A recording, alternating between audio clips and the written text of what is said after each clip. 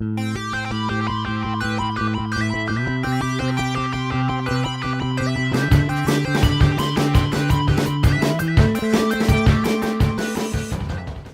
Sniper Elite zabrała już głównego bohatera serii, Karla Fairbairna, do wielu stref konfliktu II wojny światowej. 1 i 2 przeniosło nas do Berlina i okolic pod sam koniec wojny. 3 dała nam postrzelać do Afrika Korps w 1942. 4 z kolei przenosi nas do 1943 w okolice malowniczych Włoch. To brzmi dobrze. Ale jak wypada w praktyce? Czy Sniper Elite 4 wypada dobrze na tle wcześniejszych odsłon? Jak trzyma się 9 lat po premierze? I czy dałem radę postrzelić pewnego znanego akwarelistę w jajo? Tak, liczba pojedyncza. Dowiecie się tego w tym materiale. Cześć, jestem Lord Phenom, a to jest kolejny film o mojej niekończącej się walce z backlogiem. Tym razem o grze Sniper Elite 4 wydanej w 2017 na PC, Xbox One, PlayStation 4, a później także na Nintendo Switch i urządzenia z iOS-em. Nie przedłużając, zapraszam.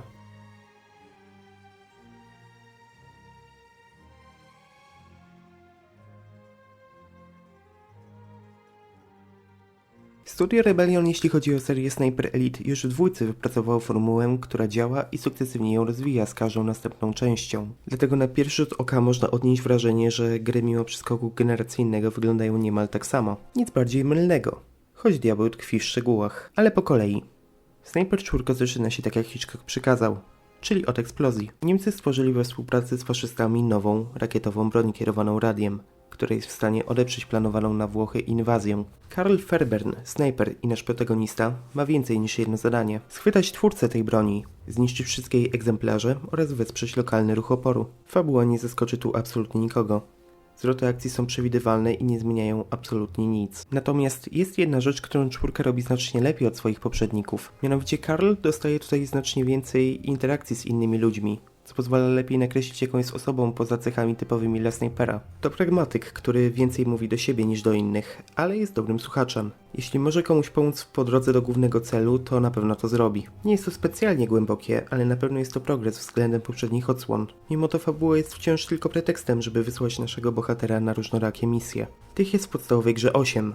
12 jeśli doliczymy DLC. Do tego jeszcze 2 misje do koopa w trybie Overwatch. Każda z nich dzieje się na sporych i dość zróżnicowanych mapach, które, co ciekawe, nigdy się nie powtarzają. Możemy na nich wykonać na szybko tylko główne zadanie i skończyć fabułę w około 4 godziny. Ale przy okazji jest też cała masa zadań bonusowych, a także sporo znajdziek poukrywanych po mapach. Robienie wszystkiego sprawi, że pojedyncza misja może zająć nawet godzinę, a zrobienie wszystkiego po cichu jeszcze dłużej. Tego typu podejście jest premiowane najbardziej większą ilością punktów doświadczenia za wykonywanie czynności. Żeby to ułatwić, twórcy po raz pierwszy dali nam opcję powalenia przeciwników po cichu nożem, a nie tylko pistoletem z tłumikiem. Ale to, że jest to sugerowane podejście, nie znaczy, że jest najłatwiejsze. W grze nie ma wielu miejsc, w których można by się ukryć. Wrogów na jednej mapie są dziesiątki, jeśli nie setki. Trzeba długo czekać na hałas, który mógłby zagłuszyć nasze strzały, a urządzenia, których możemy użyć do wytworzenia takiego hałasu sztucznie, występują bardzo rzadko i można ich użyć tylko raz. Na dodatek wrodzy snajperzy nie przegapią okazji, by nas ustrzelić bez żadnego ostrzeżenia. No, może poza błyskiem lunety tuż przed wystrzałem. Karl na początku gry nie posiada większości perków, jakie możemy odblokować wraz z levelowaniem postaci. W związku z czym początkowe skradanie jest o wiele trudniejsze niż w późniejszej części. W związku z tym męczy się szybciej, a nam jest ciężej ustabilizować broń tuż po zmienieniu pozycji. Skradanie jest trudne, ale to nie znaczy, że Karl jest bezbronny, kiedy już zostanie wykryty. Oprócz pistoletu i karabinu snajperskiego mamy zawsze do dyspozycji karabin automatyczny. Nie ma on dużo amunicji, ale nadaje się idealnie do odpierania wielu wrogów naraz. Na upartego możemy przejść całą grę jako trzecioosobową strzelankę. Trzeba jednak wziąć pod uwagę, że Karl jest dość delikatny i trzeba uzupełniać dość ograniczony zapas amunicji. Sytuacja nieco się komplikuje, gdy wykryją nas pojazdy. Ale nie ma takiej sytuacji, z której nie da się wyjść celnym strzałem w mały słaby punkt pojazdu. Nowością jest tutaj dodanie sporadycznego wspinania się, powiększając nasze możliwości poruszania się po mapach. Nieco rozwinięty też ikoniczny dla serii system killcamów. Teraz mamy dodatkowe animacje w zwolnionym tempie dla eksplozji i zabójstw wręcz. Choć mam wrażenie, że te dla tradycyjnych wystrzałów ze snajperki nieco się pogorszyły względem 3. Hitboxy dla uszkodzenia danych części ciała zostały znacznie zmniejszone, a czasami odnosiłem wrażenie, że kula i miejsce, w którym trafia, nie pokrywa się z uszkodzonymi częściami ciała. Trzeba też przyznać, że gra miejscami, już nawet na pierwszej misji i na najniższych poziomach trudności potrafi być dość trudna. Zbyt późna reakcja może nas kosztować powrót do punktu kontrolnego. I tu muszę pochwalić 4. W 3 moim głównym problemem było naprawdę kiepskie rozmieszczenie checkpointów. Tu jest ich znacznie więcej. Dostajemy checkpoint po praktycznie każdym skreśleniu zadania z listy i to się tyczy też dodatkowych, a nie tylko głównych. Choć misji jest mało, to oferują dość dużą regrywalność oraz duże pole do poprawiania własnych wyników. Graficznie widzę tu postęp względem Snipera trójki. Zresztą brak takiego postępu byłby bardzo dużym nietaktem, jeśli bierzemy pod uwagę generacyjny przeskok. Zmiany szczególnie widać po ubraniach, oświetleniu i twarzy Karla. Lokacje same sobie też bywają niczego sobie, choćby takie włoskie miasteczko czy góra pokryta śniegiem.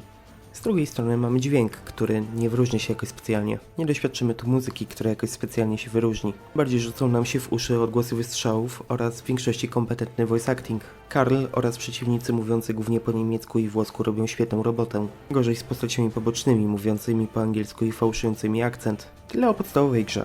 Ale pozostaje jedna ważna kwestia. Bo o ile pierwsze 3 misje z DLC to więcej tego samego bez większych zmian, tak ostatnia oferuje nam największy do tej pory obszar.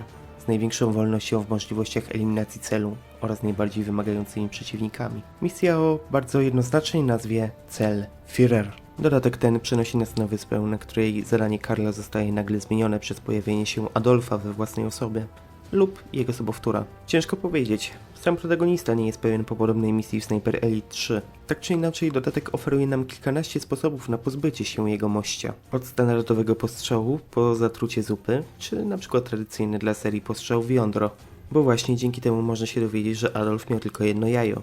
I faktycznie istnieje wśród historyków takie przekonanie. Bazuje ono głównie na dokumentacji medycznej po jego aresztowaniu w 1923 po zamachu na ówczesne władze państwowe. Wracając, czy udało mi się go w taki sposób załatwić? Niestety nie. Jak już wspomniałem, hitboxy niektórych części ciała są tu naprawdę małe. Co nie zmienia faktu, że było to naprawdę przyjemne DLC. Jak w takim razie podsumowałbym Sniper Elite 4? To dość przyjemna gierka. Potrafi być wymagająca, ale skuteczne wykonywanie zadań daje sporo satysfakcji. Można przejść ją szybko, jeśli mamy mniej czasu lub spędzić znacznie więcej czasu na maksowaniu map. Gra jest dość skillowa i poprawianie własnych rezultatów cieszy. Trochę mnie rozczarowało, że rysowane cutscenki, jakie się pojawiają na samym początku, nie powtarzają się tak często i w dalszej części są zastąpione głównie przez cutscenki wygenerowane na silniku. Co nie zmienia faktu, że do tej pory grając w te gry po kolei najprzyjemniej mi się grało właśnie w 4. Dzisiaj da się ją dostać bardzo tanie na przecenach. Jeśli chcecie ograć, to polecam Snipera 4 jako odskocznię od innych gier. Nie jest to jakiś ambitny tytuł, ale świetnie robi to, o czym się reklamuje. No i to tyle. Jeśli spodobał wam się materiał, zostawcie suba, dajcie łapkę w górę i zostawcie komentarz. Możecie też obczaić starsze materiały, jeśli jesteście ciekawi. Żegnam się i zapraszam na moją kolejną walkę z backlogiem. Mówił do was Lord Venom. Cześć!